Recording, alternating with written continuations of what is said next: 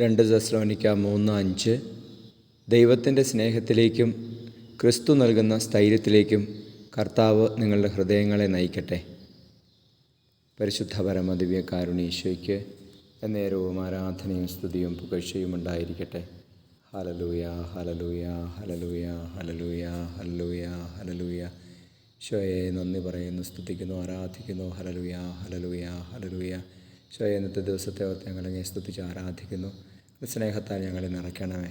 കർത്താവേ, അങ്ങയുടെ സ്നേഹത്തിലേക്കും ഈശോയെ അങ്ങ് നൽകുന്ന സ്ഥൈര്യത്തിലേക്കും ഞങ്ങളുടെ ഹൃദയങ്ങളെ ഉയർത്തണമേ.